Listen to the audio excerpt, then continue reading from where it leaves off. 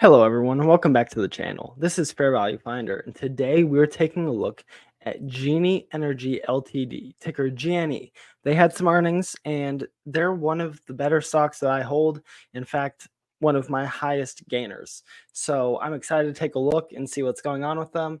And these earnings were good, as you can tell by the stock. So we'll get right into it. We last looked at this company back in May, and it was $14.19. It's run up and now $15.10. It had hit a peak at $16.78 shortly after I came out with my video, and went down, traded in a bit of a range for a bit, and these earnings are helping prop it back up. So this company I've held for a little while. I noticed the value in it before I started this channel, and I bought 100 shares at $9.95. Doing some trades along the way, put credit spreads, and I've sold some calls, covered calls, to make a decent profit. So in total, $182 off of options. Total market return 51.8%, 515. Dividends 25.28, and then trading, selling out shares because there were more than 100 of 25.84 for a total of about 75%. So very good. That's within the last few years. It would have been in that 2022 timeframe that I first got into it. But we're here for the earnings. If you want to look at some of the historical numbers, take a look back at that old video, and that goes a bit more in depth. The strategy was a little different back then, so this is more visually appealing here.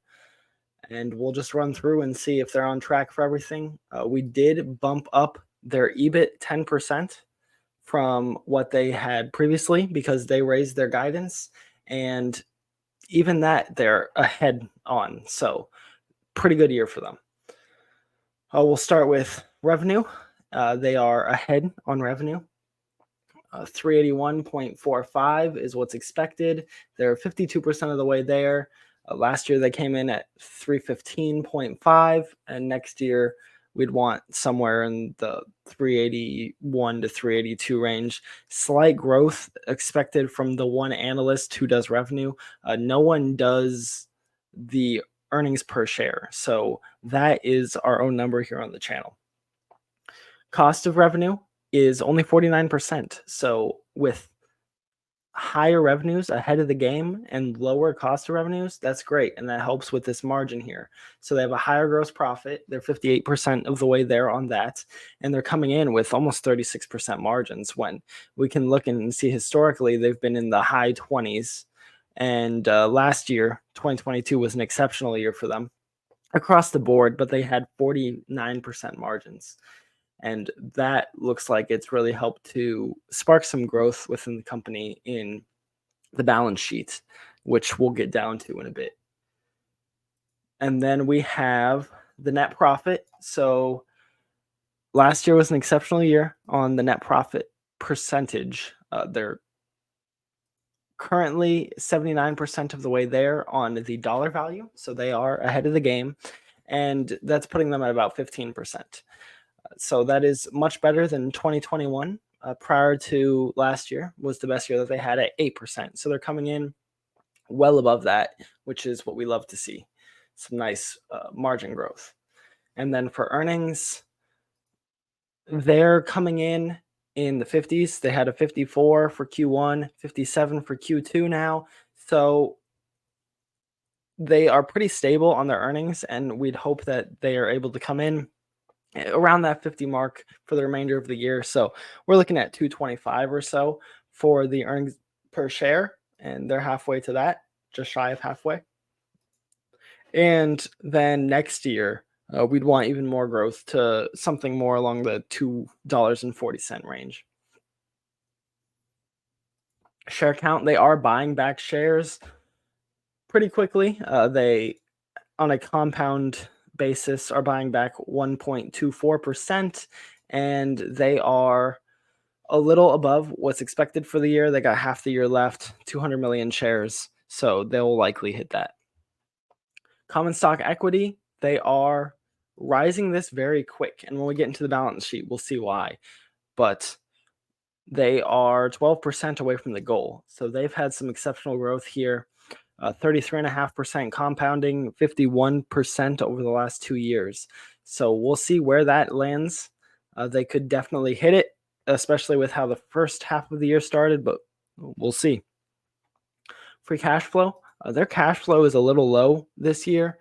They are currently at a 4.55% yield, which is a little lower than what we'd like to see. The goal for this year is 13.64% yield with $52 million in cash flow, which is a number that they've been consistently growing from 15 to 79, but we do see a bit of decline in this expected, which we're also seeing in the actual numbers because we're going off of this 13.64% yield that they traditionally come in at. And it'll be really interesting to see where they actually land on this. There aren't really any analysts looking at this to help us. So we are the analysts here, and we can only go off of history and really dive in and do a quantitative analysis. So please like this video if you want me to do a quantitative analysis, and we'll really dig deep and see where these revenues are coming from, what has the best margins, and where their future growth can come from. Then we have assets. Assets, they're good at growing. They've been growing at about 21% every single year for the last 4 and the last 2. So that is the trend that's continuing. They're 85% of the way to goal. They might hit it. They might come a little shy. We'll have to see as the year pans out. Q3 will be very helpful to see a lot of these trends. Liabilities, they're buying back, or they're decreasing their liabilities, and they've been doing that since 2021. They hit a peak that year and have been buying back pretty quickly since, or closing out liabilities pretty quickly since then, back to a range lower than they've seen any time in our time frame aside from 2019. So that's very good. And that's helping them to bring their debt to equity ratio down to 0.43. And we want to see that under 1, and that's exactly what we're seeing. Cash, they are growing their cash. They currently have $4.34 per share, which is quite a bit for a stock that's trading for $15. So we're seeing almost a third of your value coming from cash that they have on hand.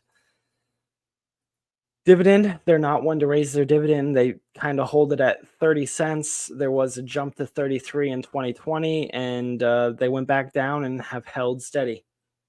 So the best yield that we see here was back when they were trading for $5.57. You're getting a 5.4% yield. Today, you're getting about a 2% yield. So when I had bought in, I was about a 3% yield, which is what I like for my dividends. The share price has been kind of all over the place. It declined going into 2021, and then it's kind of blown up since then. And so 2021, 2022 timeframe was when it came onto my radar. I started to dig into it, and I saw the future potential for the company, and so I bought in. We're looking at valuations down here where we see last year a fair value of $39.40, a undervalued at $33.49, and then reevaluate at $43.53. And that does dip into this year. We see that a lot of the value is brought by those earnings, which are down from $3.35 last year to our expectation of $2.25 this year. They could definitely come in above that. We'll see how things pan out, but based on how the previous quarters have gone, $2.25 definitely seems reasonable. They will likely hit it, if not beat it. But we dropped down to a fair value of $29.41, still well above the 15 that we're seeing, which means we would want to have our margin of safety around 25 and reevaluate it at 32.5.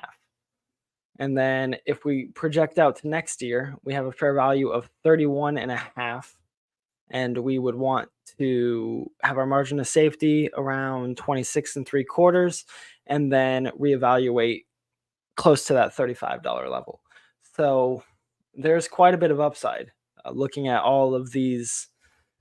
In fact, the only valuation that is down below the current share price is the dividend, which is just holding steady at $10 because uh, their typical yield is about 3%. We've gone through in the past all of these metrics, the graphs. The most interesting thing here is the growth in the assets is crazy, and their tangible assets are making up a larger portion of that. And for once, we see a company where liabilities are holding completely flat, if not decreasing. And because of those gains in the tangible assets, we see the tangible assets or tangible book value is outpacing the liabilities. And I haven't seen this on any graphs before. So the balance sheet is in phenomenal condition. Cash flows, they're one of those where they go through spurts, 2 low years, 2 high years, 2 medium years. So we'll see how things pan out. This year might be a bit lower than expected, but we'll definitely have to take a look when they come out. Dividends, like we said, they hold stable. And then for all of the valuation metrics, we are seeing dividends holding flat down here. The share price is clearly below everything else. It traditionally has been. It doesn't get a whole lot of love from the market, but we'd be looking for it to be, in today's day and age, somewhere in this realm up here. So the 20s and 30s would definitely be more reasonable than 15. So I definitely give it a double down buy. It's on the buy list. I called it a hidden gem, and it clearly is. With no analysts looking at it, that's the exact type of stock that can really explode in value once the market finally becomes aware of it. So at the moment, people just kind of have to stumble upon it and do their own research. And that's what we're doing here. So hopefully you guys are taking something away from this and you find it helpful. I'm not necessarily saying to go out and buy this stock. It's something that I own. I would definitely buy more, but do as much research as you can. And I'm just one form of information. I'm digging into all of the numbers, the fundamentals, because that's what I love to do. I'd be doing this anyway, but I figured that I share this with you guys so that way you can learn from my mistakes or get a better idea of what's going on with the company because you are becoming an owner in that company. And our final check here is the Lynch formula. 1 is fair value. This is giving a 67 because of their phenomenal growth in their earnings. I know there's a dip this year, but they started out at 10 cents back in 2019. So they've grown that very quickly. The cash flow yield we see has been gaining very quickly up to a 25% down from 5 at its lowest. And even 5 is about what we're looking for in this economy. So we're looking for at least a 5-6% in the earnings and the cash flow yields based on what Benjamin Graham would like to look at. And we're definitely seeing that based on the expectations last year and this year so far. We are seeing